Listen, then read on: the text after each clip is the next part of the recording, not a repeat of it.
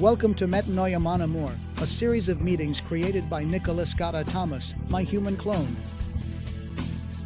Throughout this series, and while touching on passages from his eponymous book, we will explore different current and ancient themes, thus paying homage to the lost art of conversation.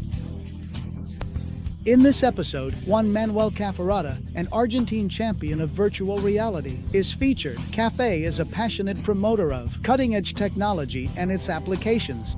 His work consists of integrating virtual reality with artificial intelligence to offer his clients a unique advantage that is hard to surpass.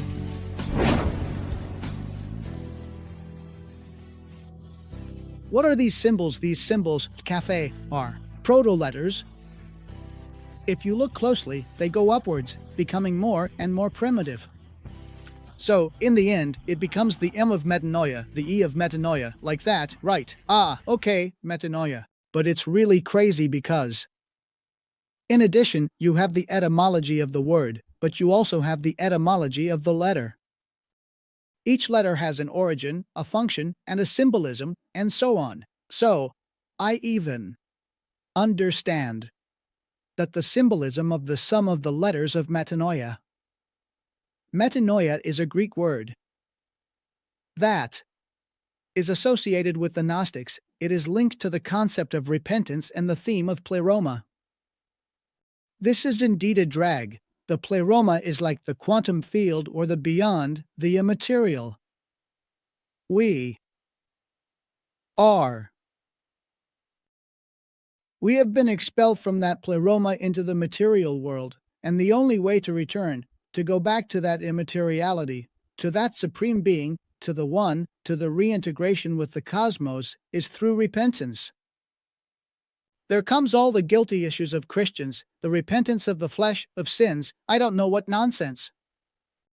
And then you transcend, arrive at metanoia, beyond the mind, beyond the known, you return to unity, you return to the source, whatever it may be. I'm paraphrasing it. It's not like, let's say, some academic is going to scold me, but that's more or less how it goes. I didn't take it so much in relation to the concept of repentance, but rather in terms of the fact that the poetic translation of metanoia is an expression. Excursion into the unknown then, as a traveler, as a reader, as an adventurer in life, one can feel more or less identified with this idea of the excursion into the unknown. It resonates with me, as they say now. I'm not saying it identifies me because you have to earn that. It's like, I am an artist. Wait, are you a rescue diver? It says there, yes, I am. Yes. Well, I trained for that. I worked in the Canary Islands at a diving center for a while, as a rescuer. So what does it mean? You have the potty training. Right? I am open water, you are open water. Well, then you have the advanced, MHM, which is, in open water you go up to 18 meters. You learn the basics of the discipline and you get a certification that allows you certain things. In the advanced, you train in night diving, deep diving, and wreck diving, which is the sunken ship or the sunken plane. Is that what it is? Yes. 2 or 3 more where you learn. It's like a kind of 2.0. From the introductory part, then you have the rescue diver course, which is first aid in the water, where you learn to assist someone who is in crisis until the real paramedics arrive. Did you have to do that? Rescue someone, not rescue, but at one time. Right. In this diving center where I worked, well, not at one time, let's say, I accompanied the instructors on the big dives and so on, but also when tourists came to get baptized. I mean, to dive for the first time, we did it at the beach, on the coast, where you just bend down and then go down a little bit. I remember that the prize for the baptism was to go down the line of an anchor from a 4-meter buoy, and at the base of this line there were some little saltwater fish, and a pair of seahorses lived there. No. So you see, that was like the prize, right? And in those baptisms, I've had more than one person who, just 2 meters from the water, let's say, from the surface or whatever, would panic because of the mask, that they couldn't breathe and I don't know what. You attend to him, his panic eases a bit, but not more than that. Fortunately, I didn't have much more than that. Have you ever rescued someone outside of diving? I took a first aid course at the time, but whenever I found myself in those kinds of situations, I was fortunate enough, because I am no expert, to always make myself available to someone who I realized knew more than I did. So no, I can't take credit for saying, oh, yes, I'm going to have the opportunity to share this and have it recorded. Thank you, Caffe. You're welcome. Then I'll introduce you. I had. We are here with Juan Manuel Cafferata. Since we are here, I am getting to know him now. The Caffe was a fervent recommendation from my dear producers, Emilio and Tommy. He is a great connoisseur of the world of technology. We'll get to that later, but they are asking me about diving, and I love it. In this case, I'll throw it out there, short and sweet. Mar del Plata, Playa Grande. I was 20 years old, maybe 23, and I was just messing around at the break, diving on my chest with the surfers, but I was on my chest. And I see 2 teenagers. Preteens, 2 girls aged 13, 12, 13 years old, who were playing around and splashing water on each other. And I don't know what else, and I noticed they were leaving with some hickeys. They were heading to the other side of the break, that is, deeper in, without realizing it. So I watched them and accompanied them, and I remember that the wave covered them, and they were playing, it covered them, and when the wave allowed me to see them again, both were in panic. They weren't screaming yet, but they realized what was happening and panicked, so what I did was approach them.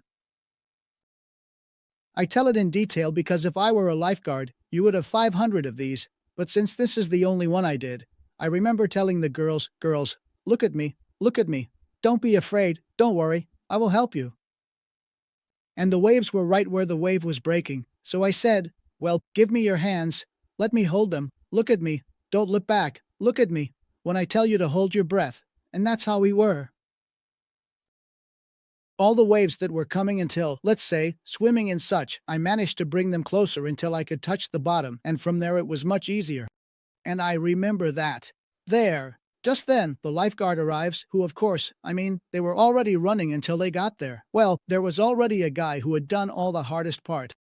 And I remember that the girls are looking at me trembling, crying, saying thank you. And the guy who was looking anywhere else says you're welcome, and I'm like, no, man, they said thank you to me. Both of them gave me a hug. In fact, it happened like this. They stepped back, already heading towards the families that were there, and then they turned around. I remember it moved me. Both of them turned around, almost telepathically, ran over to me, hugged me without saying anything, for about 4 or 5 seconds, they let go, and that's when they left. I had to force myself not to show that I was emotional. A big tear fell because it was really.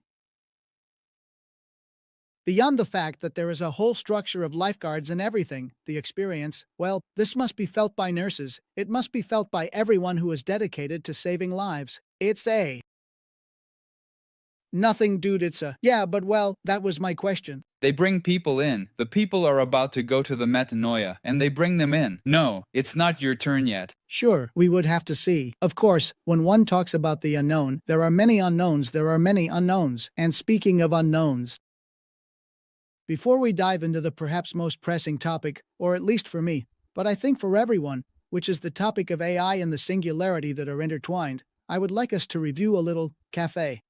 If you allow me, a bit as well, and also to take advantage of you. Why don't you tell us a bit?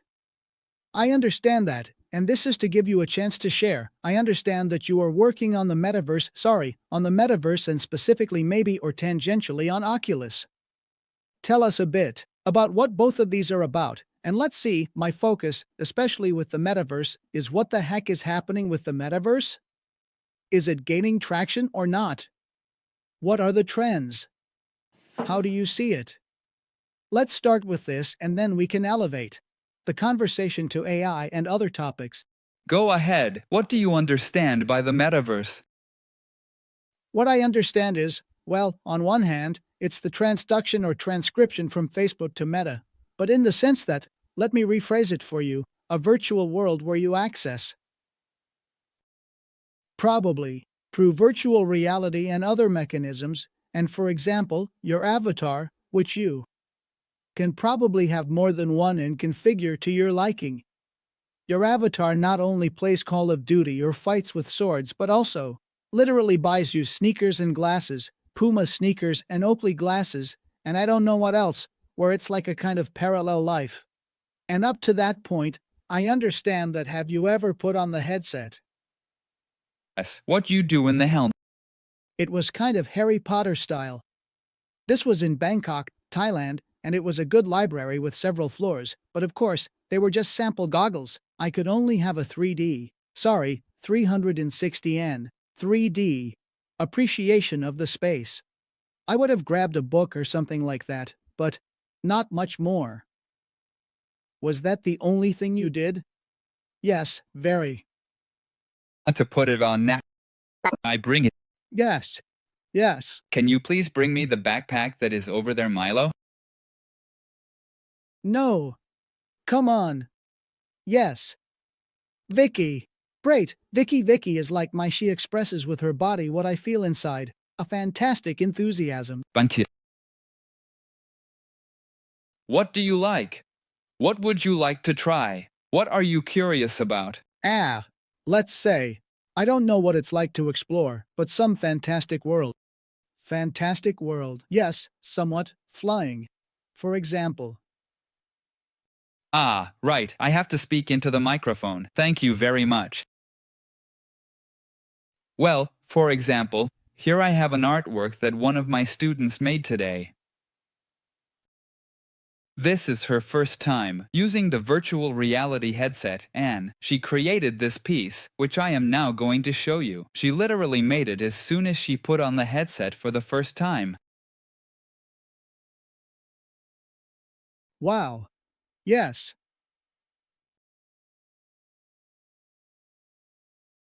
Okay. This is the template. Excellent. Stand still. I'm moving the microphone closer to you. You won't be able to hear yourself, just experience it. I've brought the microphone closer. Let's see. There is something down here. There are some objects. Well, here. Ah. Tell us what you see.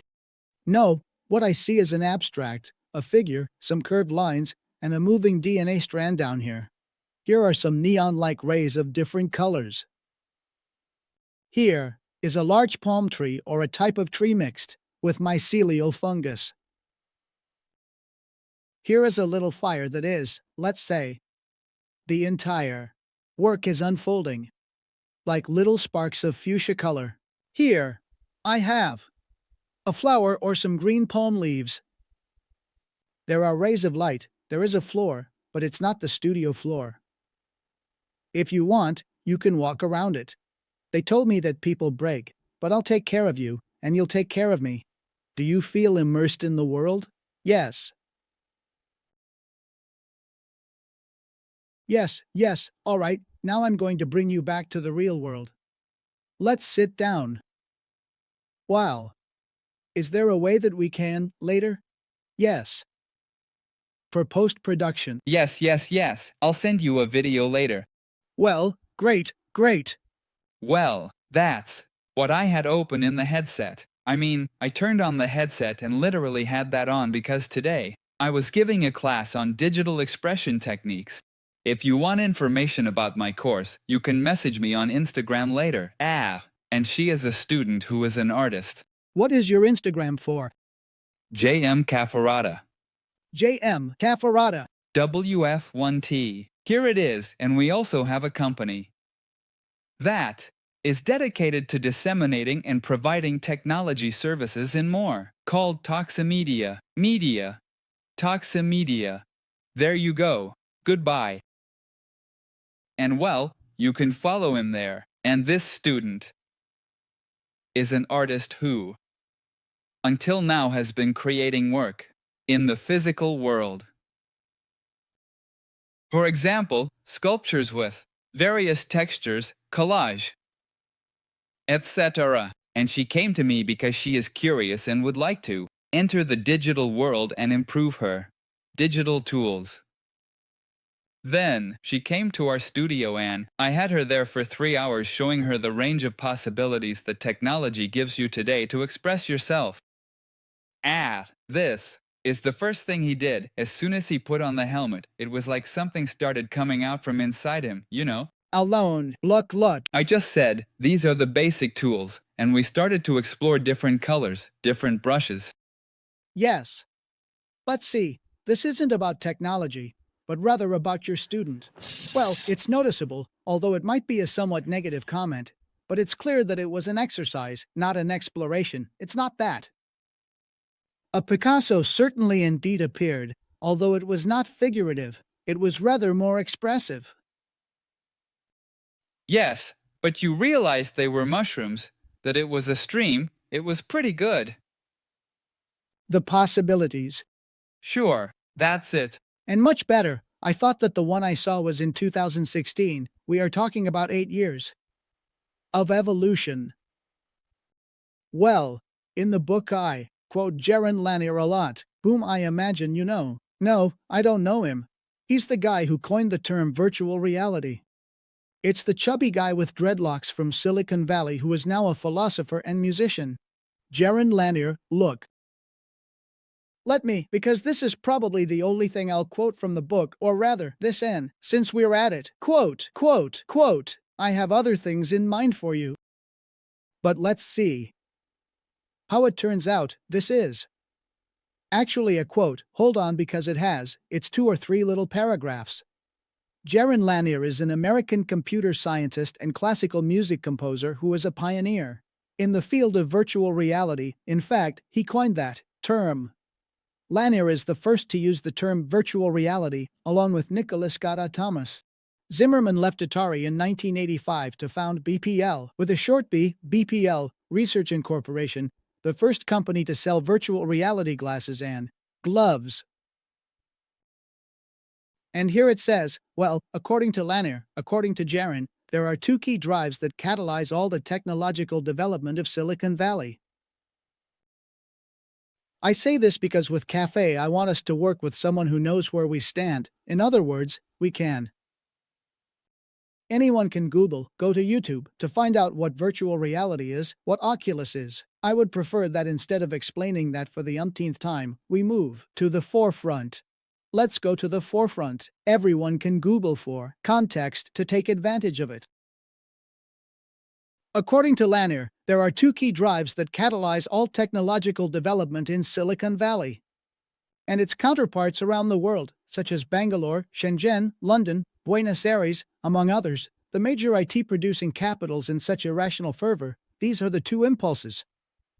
Is Buenos Aires positioned as a technological hub? Buenos Aires is a hub for IT. Toximedia. Exactly, and I learned this when I met Alan Nobel, who was here in this series. Alan is a programmer, and what he does is recruit and identify talent in South America, serving as the link with companies in Silicon Valley. Got number. Yes, I will obviously connect it. And Alan, at a design table, discussing strategy and improving the functioning of the city in Caba, when I was called. It was during the time of the Retta, and just before the pandemic when I, as an expert in sustainability, went to the table to do my part. I realized that no one was talking about Haiti, so I called Elam, and Elam told us all. At that moment he was, 23 years old, the youngest of all, and he said, "But you don't know that Buenos Aires is one of the 5 cities that generates the most revenue due to the amount of software and IT production?"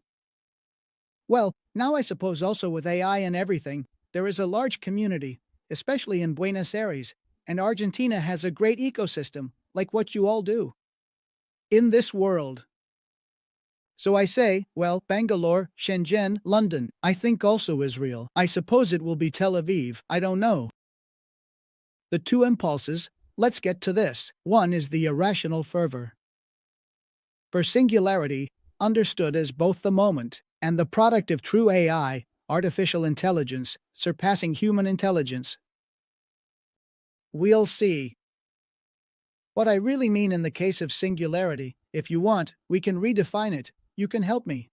I wrote this some time ago, and today I define singularity as artificial consciousness. Intelligence in consciousness, and if you want, we can talk about this later. The second impulse is the almost mystical adoration that the techie ecosystem has for successful entrepreneurs, the messiahs of contemporary times. And I'll close with this. Lanier also talks about two intentions. We discussed two impulses, and now there are two historical intentions that have dominated the ethical and moral framework of the silicon ecosystem, intentions that oppose and contradict each other in their essence. The first intention, on one side, there is what is considered a wild liberalism, defined by the cult of individualism. No, I mentioned liberalism before. To individualism, the image as a formation of identity, transcendence through economic success, and eternal and instantaneous validation at the same time, through the approval of the other with a capital O, a moral framework, with good intentions at its origin, but with great destructive potential in the medium and long term. The other historical intention, on the other hand, is the equality of access, rights, and opportunities. A kind of naive Egyptianism characteristic of the parents of the technological revolution, which aimed, and continues to aim, to provide the same starting line for all those souls interested in taking advantage of the advances and benefits of digital tools. So, on one hand, you have the favoring of singularity and the cult of the entrepreneur Elon Musk, Steve Jobs. On the other hand, you have a wild liberalism, individualism, transcendence through success, and so on. And the other issue is the topic of equal access to tools. Where the conflict arises, and this is somewhat the development of the chapter, the conflict that is generated is in how we have resolved to combine these issues, which relate to the dependence we have on advertising. Companies that pay for advertising act as a variable in the equation that somewhat hinders the dialogue between users and content. I wanted to start with this intro so you can share a bit of your perspective. Recently, we conducted the experiment of buying followers, likes, and comments. And it went great. Yes, okay. I recommend it. Bye. You go to a page and loaded with money, like cryptocurrencies, and you write what you want, meaning on which social network you want to apply this, and what is the format. For example, YouTube. Comments. A range of options appears for you, whether you want comments from Japanese people, people from the United States, people from Brazil, or whatever. Make whatever comes out of your net. Exactly in there you put the amount of that you want, for example, 300 comments. You hit OK, and that puts, let's say, 300 comments on YouTube. I checked today, they are at 300. Comments were around $17, something like that. OK on Instagram, it's cheaper. And you press OK, sit down, and watch the numbers start to increase. But talking about bots or people, who are obviously not the ones that appear on their profile. They are all fake profiles. And what do they say? Hey, check this account and send a compliment or a curse. I suppose that's how it is. No, over there it has a lot of preset comments, of course. If you want, we can do the post-production later. I will share the link to the video. I bought Japanese comments because I love Japan. It's a video I made for a seminar on virtual reality, and I thought, well, I wanted to have Japanese comments, so I bought 30 Japanese comments. If you check now, all the comments are in Japanese, and if you translate each comment, they say things like, great video, I loved it, it's the best I've seen in the standard guide, and it was very cheap. It cost $2 for everything. I have no idea, but it's nice. It looks good and adds a touch to the matter. It's like a new form of advertising, where in advertising you show your product or service in a way that makes it seem like it's more than what it actually is. Do you consider that having an Instagram page is not the same as someone landing there with 300 followers compared to someone with 300,000? The latter has a much higher chance of making a purchase because if there are so many, it must be good. For example, when you see a video of politicians or marches or whatever, the person making the video always tries to capture as many people as possible in the shot. They might trick the camera, filming where the crowd is, even if the rest of the area is empty, so it looks like there were many more people than there actually were. It's a classic tactic. Yes, yes, yes, that is another topic. 1. Thinks we are inventing gunpowder, but in reality, no, we are reacting because that was also happening in the newspapers. The conversation, generated by listening to Sharon, Zuckerberg, and Alan Friedman, etc., is the dichotomy of advertising versus membership. It's like with the membership, you pay a little bit, but the membership cleans up all this nonsense. It's more authentic. Even the producer generates more authentic content, more stripped of everything that is supposed to generate traction in whatever else. The patron. It's a way to scale patronage. Before, it was really difficult to find a patron. You had to talk, network, blah blah. Now you have platforms that allow you to efficiently find your patrons. I have to help with that because I have a patron. A patron is paying for this. A greeting to the patron. For Cote Fernandez, the Chilean. He and his family are readers, friends to the point that we are relatives.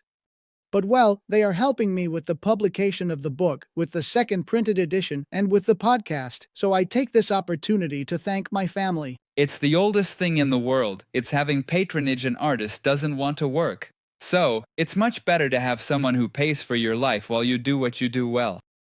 Well, that's what it means to work for an artist. When I say they don't want to work, I mean doing something that they know makes no sense, wondering why I'm doing it if it turns out badly, and on top of that, my time would be much better spent doing something else, which is what everyone has to do to survive. Unfortunately. But the artist says, no, what I do, I need to create my art because it is a necessity for the world. So patronage is a great response. And it is of value for the world. Key. Patronage is beautiful because the patron is generally someone beyond being powerful. With deep pockets, it is not a donation. Because one donates to an NGO. You finance the creation without asking for anything in return. In other words, the compensation, of course, I participated in this. If it weren't for me, this guy wouldn't have been able to do it. And in Coates' case, when he comes to Buenos Aires, he always brings his venturash, because he always comes with a venturash. He is a sports journalist, but he also has the family business and a bunch of other things, and he always has 1,000 ventures going on. He has a publishing house, supports other entrepreneurs as well, and shows up with the venturash. So, for example, I organize the Bohemian Night with artists. We all go to a bar, so it's like playing at home in Buenos Aires. So, well, that's why he's not the kind of guy who just gives away money. He's not the kind of guy who will just go home. That would be, as I talked about in the other podcast with Catita Gonzalez. Arball, the issue of the guilt imposed. Philanthropy is one thing, patronage is another. Then, well, of course there are different variations, because one thing is the patronage of the Medici with the Renaissance artists, and another thing is this, which we can say is from a different time and so on. But let's not get sidetracked. That's just how I am. Anyway, getting back to the topic. Now we enter the oculus, or we go off on a tangent. That's perfect because we are closer to the metanoia. The metanoia. Well, good. No, let me see. I was telling you before. I wouldn't want to go over it again because there is a lot of content on social media where one wants to access to get a bit informed about the nominal. So, I ask you, what's going on in your head, in your work, in your vocation? What is driving you crazy? What is keeping you up at night, for better or for worse? Are you excited? Are you worried? Tell me. Let's start there, and in any case, we'll see where it takes us. The truth is that I really love the difference there is between my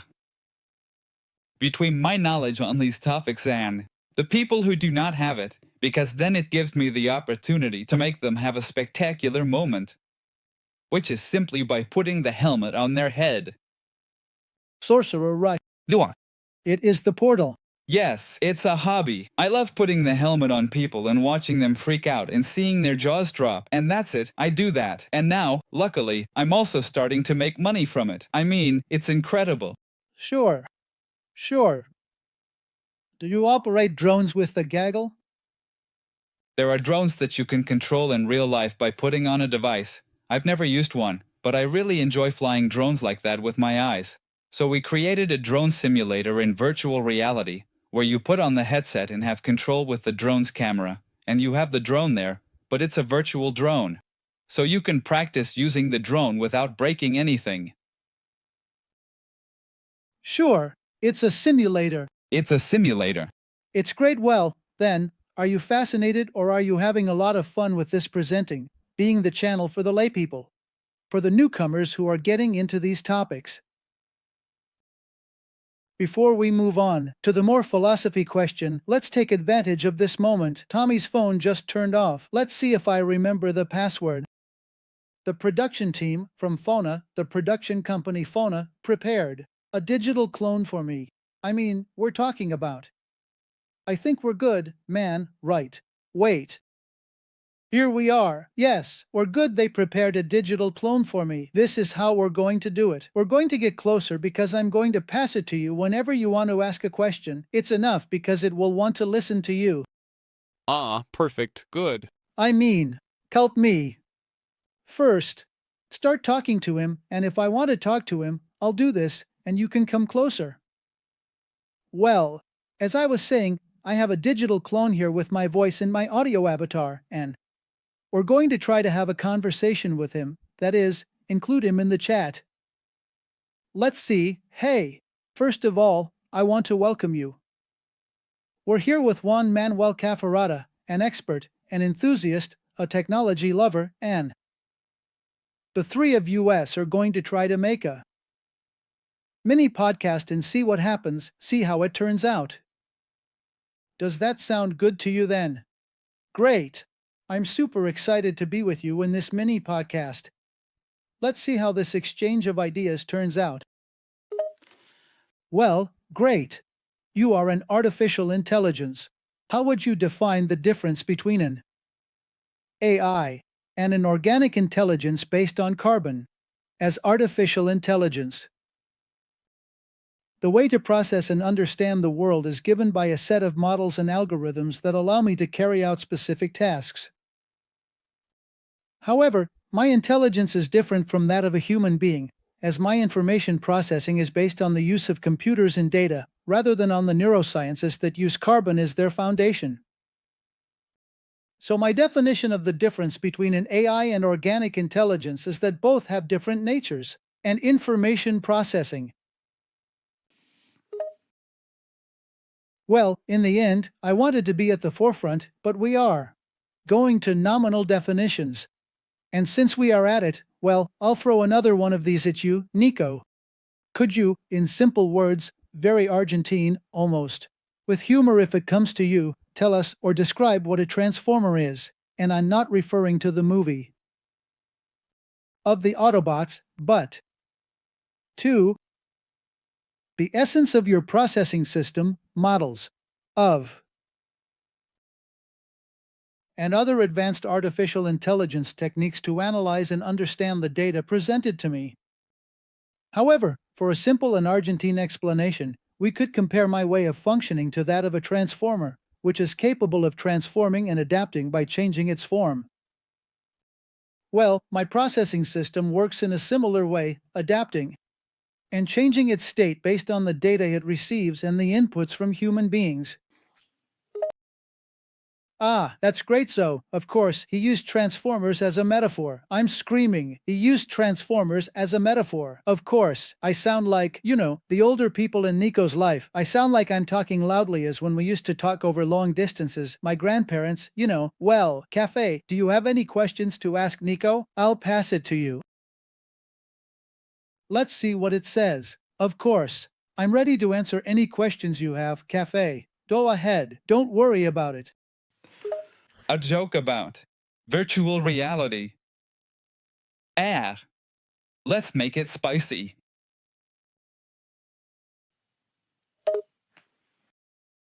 Difficult request, but here goes the attempt.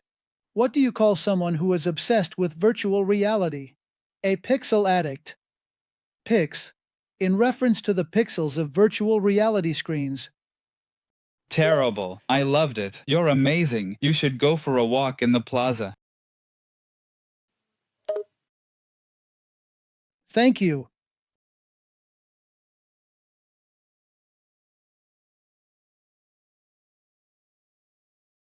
Great, Nico, you have a very seductive laugh. Listen to me. Now let's go with another joke, but this time I want it to be a joke about the Amazons on an intergalactic trip to another solar system, and in the middle, they come across something that catches their attention, and that's where the joke comes in. Let's see if you can do it. Wow, this request is quite difficult. Well, here goes an attempt. One day, the Amazons were traveling through intergalactic space exploring other solar systems when they suddenly came across a planet where all the inhabitants were clones of Steve Jobs. Surprised by this strange coincidence, one of them said to the other, "Wow, it seems like we've arrived at App Land." Ha ha. It's a very nerdy tech joke, but I hope you like it. Did you get the joke? No. No, I didn't. Oh, I turned you off, Nico. Well, thanks for this little test. This small sample of what can be done. Which can be done much more, but we are in this, right? We are all starting with all of this. I suppose something similar must have happened with the printing press when it first began, who knows, when they discovered how to make fire and control it. Don't even get me started on airplanes. I mean, we are in a time where I was thinking the other day, at the beginning of the year I took a prompt engineer course, and of course, it's a course offered by a private company. Everything is anachronistic, everything is recorded, so you just follow along at your own pace. This doesn't exist in university. It's not in the university. In fact, universities are far behind the forefront in these matters of virtual reality. What do you think, Doolo, for example, because we started with the metaverse, and I don't know if we ended up talking about or closing this topic. Is the metaverse working? Is there a niche? A migration of the time that people dedicate to the metaverse is being discussed. So, tell us a bit about that. What is the evolution of that topic? Well, you put on the headset and there are many applications. It's like an Android, and you can download those applications. There are gaming applications, design applications, applications to watch movies, and there are some applications that are social. In other words, you enter a world that is inhabited by people like you and avatars. It's like when you put on the headset and I see you, your avatar, and I can greet you, chat, whatever, as if you were right next to me. For example, my friend Franco and I suddenly start playing mini golf. Instead of talking on the phone or via video call, which is boring, we talk through virtual reality. Playing golf, which is much more fun, but I understand that these types of platforms existed long before the metaverse, where you specifically went to these role-playing games or whatever it was. What is it that differentiates them? Is the metaverse a convergence point? Is it a place where all these games are in the same location? Is it a cultural first generation that aims to then make a leap towards something more complex? Let's say, because you're not describing something to me, it's not that the metaverse invented this, what you're saying already existed before. Yes, it's another way to meet people, another way, okay? You see how it evolves. First the letter, then the phone, then the video call, and now this. It's the same thing. Okay, I get it. With some applications, you can buy sneakers or whatever. Well, but it's not any more different than buying sneakers in real life. They are cosmetics that you use to enhance your experience and the experience of others when they see you. Sure, I think that's where you start. To scratch the surface of the metaverse, where it's not just, there are incredible role-playing games. For me, what the metaverse and how it is talked about in the media is very different from how it is experienced by the people who put on the Oculus. I can. A lot. It's not good to say a lot because you need to provide numbers, but no, because I don't have the exact numbers. But when I talk to people, and they use the word metaverse, many times it's people who haven't put on the Oculus. I was in meetings with people where we were organizing things to do in the metaverse and they had never put on the headset, so there's a lot of that, a lot of blah blah blah. Yes, it is necessary. We need to speak specifically about people's experiences using the helmet. What you're saying is really good. It's very basic, it's key, it's essential. It's like when I try to talk to people about entheogenic molecules, those for which we have synaptic receptors that are psychotropic or psychedelic. Have never been tested. And I get bored. I get bored because it's also full of prejudices. They compare it to dreams, but it has nothing to do with dreams. Dreaming is the pineal gland produces DMT. DMT is one of these molecules, in proportional lowercase, that is supposed to pineal gland or the amygdala, no, the pineal gland, it's supposed to catalyze dreams, but an ayahuasca experience is something else. In fact, the dream is a Chaplin film, technically speaking, because it is a Chaplin mass. It is cinema from 1910 compared to the 3D of Avatar 2. Well, Second Life, or The Sims, or those are like a Chaplin movie compared to what you can do with this. Good. In other words, the very experience of putting on the helmet and being next to someone is something that cannot be explained. You got mad when I compared it. You got upset. Second Life comparison. He didn't get angry. No, not in the intellectual sense of the word either. No, it's just another idiot who doesn't. He's comparing one thing to another. It has nothing to do with it. No, because when they say that I like it because then I can explain and say, do you understand? That is the sorcerer, of course. That is the alchemist. I called them the silicon alchemists. No, it's simply two lenses with a screen, a cell phone. That cell phone, which is actually not a cell phone, but is quite similar to a cell phone because it has almost all the same functions. Yes, in fact, there are apps that you can connect with your phone. Exactly, but it's crude. It's apps and the internet, and everything you can do on a cell phone can be done here with the added benefit that there are no screens.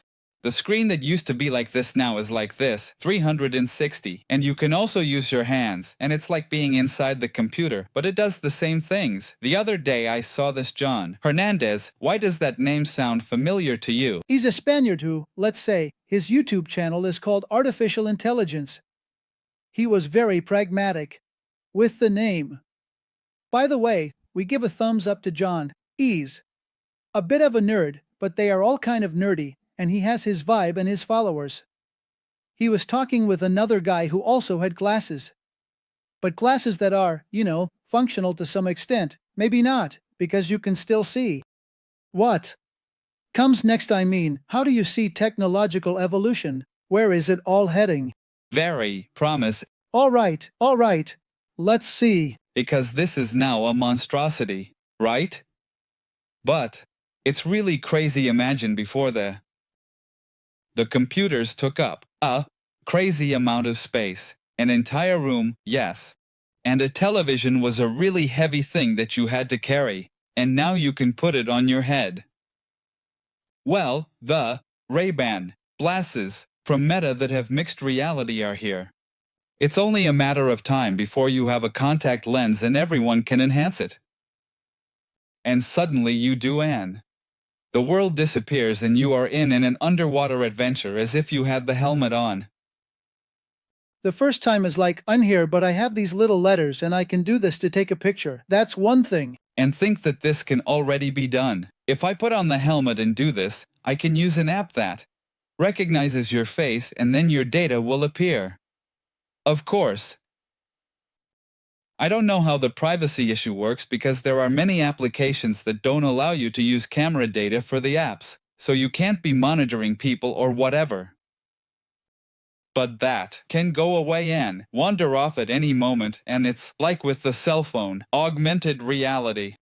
You scan a QR code, and things appear. Well, imagine that, but without having your phone on a tiny screen. Instead, it already becomes part of your field of vision. And then the other one, which is with contact lenses. I imagine with contact lenses, you have normal reality, augmented reality, and then you have like a kind of blackout, and you see, so you dive into the underwater world, just like you were before. That's virtual reality, or you don't see the outside world.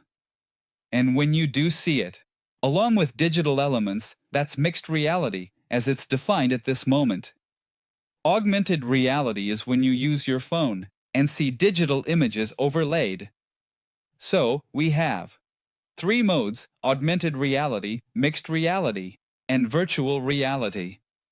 But you see, at the forefront, definitions are always changing.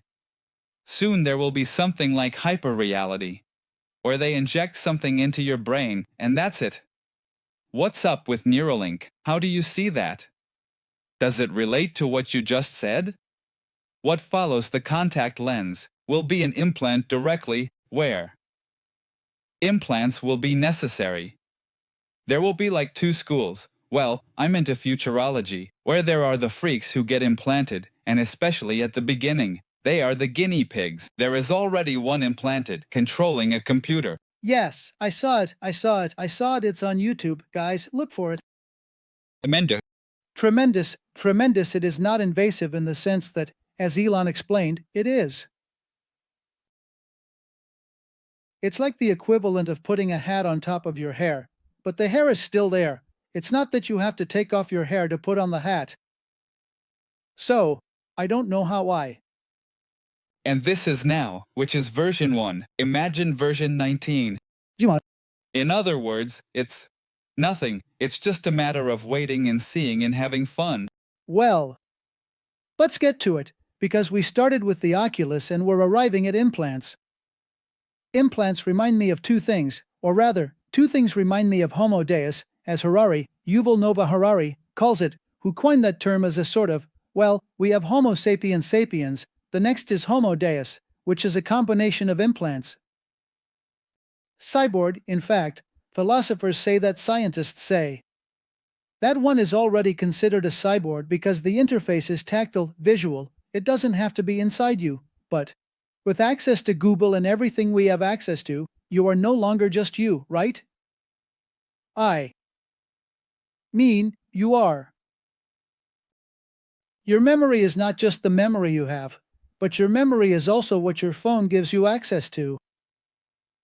So, let's say, technically we are already cyborgs, but cyborg understood as implants and then this issue of genetic manipulation.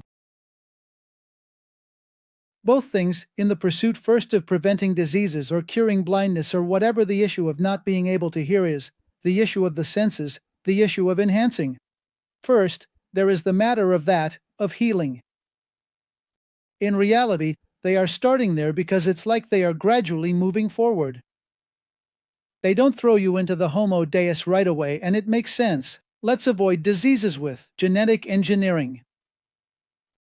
we cover the limitations that the body already has, whatever they may be, and then comes the enhancement, or rather, the improvement of. And then comes the Homo Deus, which are beings that live 500 years, who can measure 4 meters if they want, who can breathe underwater because they have a special branch, because what pin, what bread, what bread.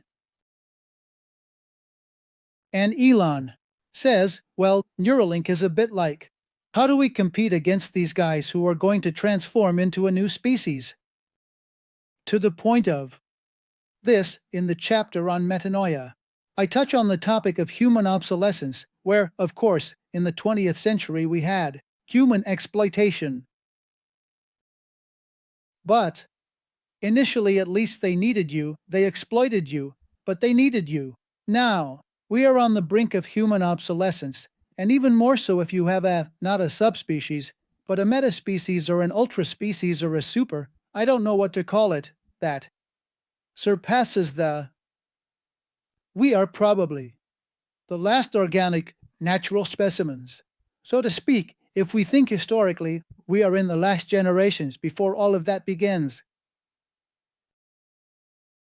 How do you see this? Does it scare you? Does it make you anxious? Obviously, you are an enthusiast, but how do you live? It's not so much about the technological aspect, the toys we have that are incredibly fun and super useful and also revolutionary, but rather a more philosophical question, right? This is about a new species, about how one relates to another, human obsolescence. Have you been thinking about these things? Do you look at it tangentially? Many people share their fears with me because we always end up talking about these things. The biggest fear that people have is to stop.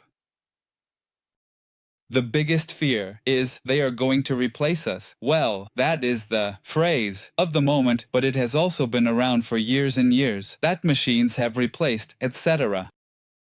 And it's really crazy, this thing about they are going to replace us, because it seems like people, I think that she feels that if she is not needed to do a paid job, then she is not useful. Sure. Where do I get the resources to eat? The resources for eating. There are many resources for eating, a lot of them. In other words, there are countless, infinite resources for people to survive, but they are poorly distributed, right? So now, people are worried about not being in need because they need this income to support their existence.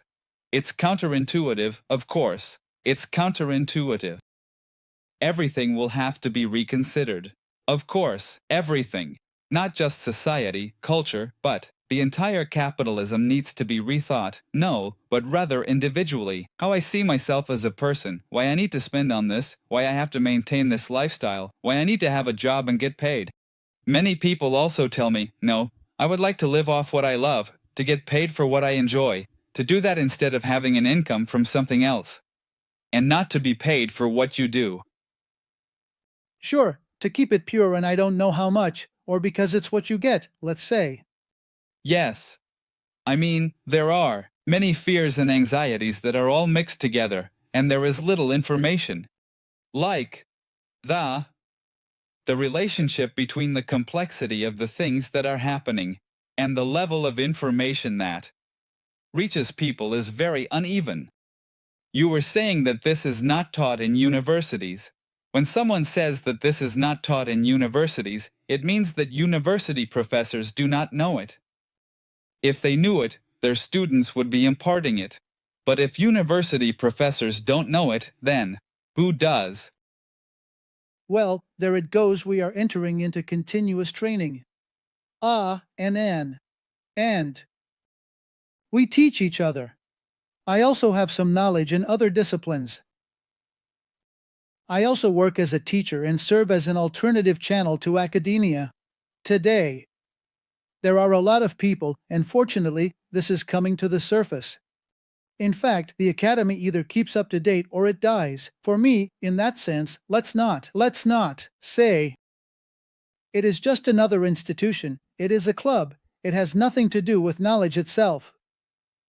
I'll close with this question, elaborate. But it will be the last one because we are being rushed.